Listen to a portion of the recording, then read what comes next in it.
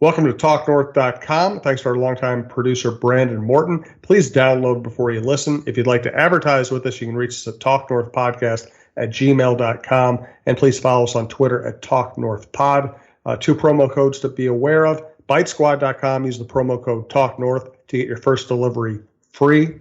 And go to SodaStick.com, the great local apparel company. Use the promo code YouBetcha to get free shipping on any sized order. Thanks a lot for having me. I appreciate it. Thanks for having me on the show, Steve. It should be a good one. Thanks for having me, Steven. Double S anytime, man. Christopher Mando Russo here. You are listening to Steven Strom on TalkNorth.com. Always passionate, always fiery. You're listening to the Strom Sports Show. Take it away, Steven. Good morning, everybody. Happy Sunday to all my Talk North listeners, my Viking fans, my Twins fans, anyone that's listening to this podcast. This is the Strom Sports Show, episode 69 here on TalkNorth.com. Big thanks to my producer, Brandon Morton. If you want to advertise with us, go on our website, contact Jim Suhan. His email is just right there. And also, big shout out to my video editor, Matt Augusta. We've got a big action-packed show for you today. Can the Minnesota Timberwolves, coming off an awesome win in Brooklyn, can they survive in the Wild West? We'll have sideline reporter for the Wolves and Twins, Marney Gellner. She is from Fox Sports Minnesota. You know her. She's on the sideline all the time, giving us some good insight. And are the Minnesota Gopher football team, are they actually going to win the Big Ten West? We'll break down that a little bit. We've got my top 5 surprises of the NFL season so far. We're already in week 7, halfway through the season. We've got my picks at the end as well. We'll have Hick on. But let's begin here with the 3 things we learned from the Minnesota Vikings game last night. Look, it was a bit of a snoozer. I think we all kind of anticipated that yesterday. This is a Washington Redskin team that's not very good. There was a little juice behind it because AP was coming back to Minnesota and Case Keenum. And, you know, I've always had a soft spot for both of them. They honored AP during the 2-minute warning of the fourth quarter. But I think this game served its purpose. It was an ugly win. They went injury-free, and they did what they had to do. Here's the 3 things, though, that we learned from the Minnesota Vikings victory. All right, so 19-9 win over the Redskins. The Vikes are now 6-2. First thing that we learned, the roads are officially open. Xavier Rhodes is absolutely atrocious right now. He couldn't cover a garbage can at this point. He's got 18 penalties. Marvin Jones just caught 4 touchdowns on him a week ago. Now he's letting Terry McLaurin, just walk all over.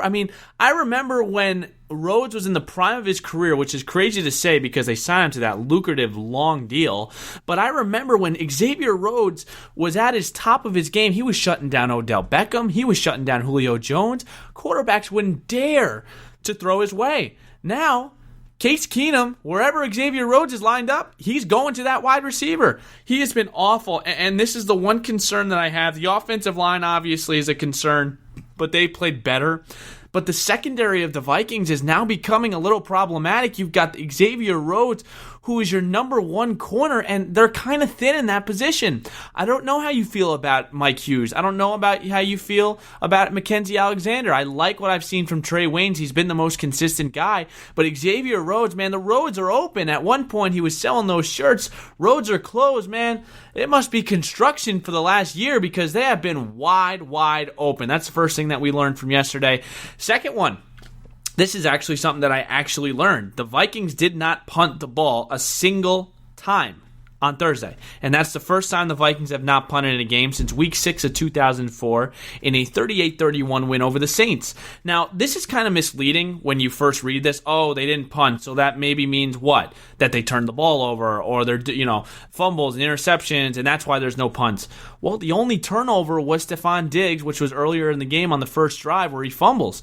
There wasn't really anything else. There wasn't any turnovers in this game. So you've got to applaud the offense being able to move the ball. I thought Dan Bailey had his best game. Obviously, look, we look at it right now. Vikings win 19-9. Those are some big kicks that Bailey made. I know we sit here and we think it's the Redskins. They're not going to do anything. But I thought Bailey played an excellent game. He was 4 for 4. He did what he had to do. And, the Vikings did not punt a single time in this game. They really controlled the time of possession. They had 36 minutes of time of possession, 161 rushing yards. It really controlled the tempo in that way, running the ball, 273 passing yards, and as I mentioned, just 1 turnover. So the second thing we learned was was that the Vikings did not punt the ball a single time on Thursday night, which is amazing. Third and lastly, and this is, I've been waiting to say this. Kirk Cousins, he can win primetime games. Prior to this, he was 0-4 in Thursday night games. Now he is 1-4. He's off the schneid. Congratulations. Play the jingle bells, whatever you want to play. My God, I'm sick of hearing it. I don't care if it was against the Washington Redskins. I don't care if it was against the Akron Zips. I'm just happy that Kirk Cousins has finally broken this narrative that he can't win on primetime. And if you look at his numbers statistically, in primetime games, they're pretty damn good. He just doesn't win. But yesterday, 23 of 26, 285 yards. He made a couple of nice throws, being one to Stephon Diggs. It was a 3rd and 8 in the second half, and he threw one towards the sideline. It was a perfect ball. But for the most part, 23 of 26, 285 yards, over 100 quarterback rating again. No touchdowns, no turnovers, most importantly. That's what you have to do in this type of game when you're playing an inferior opponent. Just don't turn the ball over, and you're going to win most likely. Here's the thing about Cousins that maybe people will chirp about. He threw a lot of screen passes, and Dalvin Cook, the guy, I'm not even going to call him a kid because he's a man. He is just incredible. I've never seen a back like this guy since Adrian Peterson. He has just been phenomenal. So kudos to Dalvin Cook, but a lot of those passes that Kirk threw were little dinky screen passes that I could have made. So the 3 things we learned here: the roads are open. That's got to change. Zimmer's got to put them down. They've got to put maybe a close sign on him eventually because Rhodes needs to be a vital part to that defense. Number 2, Vikings didn't punt the ball one time on Thursday night, and Kirk Cousins, he can win prime time games.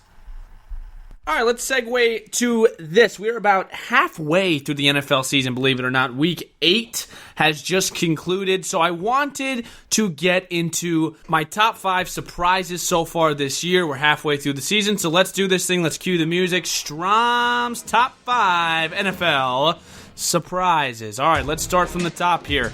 Number 1 surprise, Jacoby Brissett. Let's just take a look back to the preseason where the Indianapolis Colts are booing Andrew Luck off the field. Andrew Luck retires. Everyone's like, what the heck's going on with the Colts? They were a Super Bowl contender. I know some people that liked them to win it this year. Just like that, your franchise quarterback is up and out of there. Insert Jacoby Brissett. Is he going to be able to weather the storm? I mean, people were saying, are the Colts going to win more than 3 games? I'm serious. People were completely giving up on the Colts. Then they signed Jacoby Brissett to an extension before he plays his first game. Everyone's like, what are the Colts doing right now? What are the Colts doing? They know they had their guy. They know the guy fits the system. Jacoby Brissett, 14 touchdowns, 3 interceptions with a 101 QB rating that ranks top 10 in the NFL right now. Look, this guy doesn't take a lot of sacks. He's mobile. He's completing 65% of his passes, and he's been impeccable in the red zone. I think a lot of people labeled Jacoby Brissett as a game manager, quote-unquote, but he's winning games for the Indianapolis Colts. They've got 4 wins. They're competing in that AFC South right now, and they've had 2 huge wins. They go into Kansas City. They beat the Chiefs with Patrick Mahomes, and then they handle business at home, beating Deshaun Watson and the Texans, who are up and down. It's like a roller coaster with them, but Jacoby Brissett's got to check in here. One of my bigger surprises of the season so far. Congratulations, Jacoby Brissett. Next one here. The NFL pass interference rule, right? This is the rule that was implemented this year to solve what happened in the NFC Championship between the Saints and the Rams. Okay, we're going to implement this rule so at the end of each game, we're not going to have any controversy. Well, the NFL pass interference replay rule has brought more confusion than clarity. I mean, let's be honest here. There's been a couple instances I can just remember off the top of my head. I mean, Green Bay versus Detroit. Green Bay has a clear pass interference. Detroit challenges it. Wrong. Vikings-Packers. Dalvin Cook called for offensive pass interference. Zimmer challenged it. Clear, not a pass interference. Doesn't turn it over. Look, if you're not going to overturn these calls, what's the point of putting this into the rule book? I mean, there has been multiple occasions here where you would say, okay, that is clear pass interference, but I guess the rumor is Dean Blandino and these referee experts are basically calling and saying, they're not going to call it unless it's as clear and as obvious and as on purpose as the Saints and the Rams. And I think if they replay that 9 out of 10 times, the ref's going to call that off the jump. They're not going to need a nice challenge flag to make up that call. If not, they got to get their eyes checked. So that's number 2 here, the NFL pass interference rule. It's been a surprise in the sense that there's nothing that really has affected it. No games, there's been no plays where you look back and say the refs got it right. So this rule definitely is one of the surprises for me. Number 3, Cliff Kingsbury.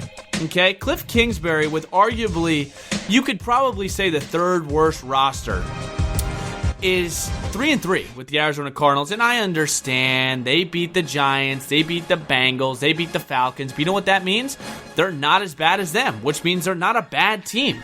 Cliff Kingsbury has done a really nice job here. You look at the first game of the season, they're down in Detroit, they come back, they tie the game, they go to Baltimore the next week, play the Ravens tough. This isn't about wins right now for the Arizona Cardinals. It's about finding developing your quarterback, which they have in Kyler Murray, and getting some wins along the road. They've been able to do that. I think Kingsbury's done an incredible job so far, and people ripped it. Rex Ryan chirped him all the way from Texas Tech. He had one winning season, and everyone was like, what is he doing? Let me tell you something about Cliff Kingsbury.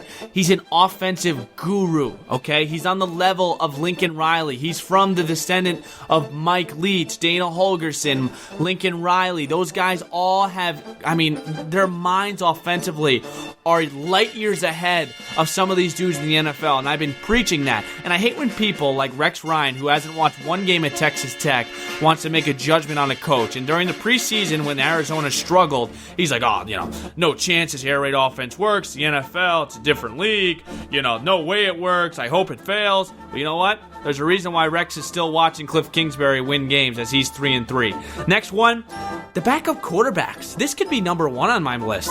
The backup quarterbacks continue to play well here. Kyle Allen, Gardner Minshew, Teddy Bridgewater. These guys have completely, if you look at Kyle Allen and Teddy Bridgewater, they've saved their season. The Panthers have won 4 in a row. Teddy Bridgewater 6-1. Those two teams are fighting in that NFC South right now, and even Gardner Minshew's keeping the Jags somewhat alive right now. Let me just read you their stat line. Minshew, 10 touchdowns, 2 interceptions. Kyle Allen, 7 touchdowns, 0 interceptions. Teddy Bridgewater, 9 touchdowns, 2 interceptions. The combined touchdown and interception ratio, ready for this one? 26 touchdowns to 4 interceptions and a combined 13-7 record. What does that tell you? You look at those 3 quarterbacks, they're better than a lot of starting quarterbacks. They're better than Andy Dalton. They're better than Joe Flacco. They're better than Mitchell Trubisky. Teddy Bridgewater, I know that the Saints are going to rock with Breeze maybe for another year or 2. I think they'd be foolish to let him go. Same thing with Kyle Allen. I don't think there's no chance that you can put back Newton right now with the way he's playing. Kind of reminds me of when the 49ers had Alex Smith injured. Colin Kaepernick comes in, puts on a show. What are you going to do when Alex Smith comes back? They started Kaepernick. They ended up getting to a Super Bowl. I think kind of the same situation applies here with Kyle Allen. So the backup quarterbacks just continue to play well. That's been one of my bigger surprises. Last one. There's been some disappointing teams out there, folks. You look at the Browns, you look at the Eagles. I don't think there is any more disappointing of a team than the Los Angeles Chargers. They come off a year last year going 12-4. They look like they have one of the best rosters in the league. They've got a great defense, great weapons. Melvin Gordon, Austin Eckler, Keenan Allen with the Hall of Fame quarterback in a lot of people's eyes. Look, the LA Chargers are 2-5 right now. They've already lost more games through 7 weeks than they did all season last year. It's not that they're losing games, it's who they're losing to. Do you want me to name you the last 3 quarterbacks Phillip Rivers has lost to? Joe Flacco, Hodges, I don't even know his name, Bucky Hodges from Pittsburgh, and Ryan Tannehill. Okay? Repeat. Joe Flacco, Hodges from Pittsburgh, and Ryan Tannehill. This is so-called a Hall of Fame quarterback. 11 touchdowns, 6 interceptions. He looks old. I can't even get over this. Flacco, Hodges, and Tannehill. Let me vomit on myself. I can name about 30 quarterbacks better than them in the NFL and 20 in college. Ugh. The LA Chargers have just been awful this year. They have been my biggest surprise so far. Just shows, man, there's zero correlation from one season to another. You had a team that got to the divisional championship. Looks like everything's looking up going into next year. No correlation. Other teams get better. You get injured. You have drama with Melvin Gordon. And just like that, your season is probably over here at 2-5. Those are my top 5 surprises of the NFL season so far. Don't you leave. Don't you hit that home screen. Don't you pause this. Don't you say I'm going to come back to this later, because Marney Gellner from Fox Sports, she's the sideline reporter for the Minnesota Timberwolves.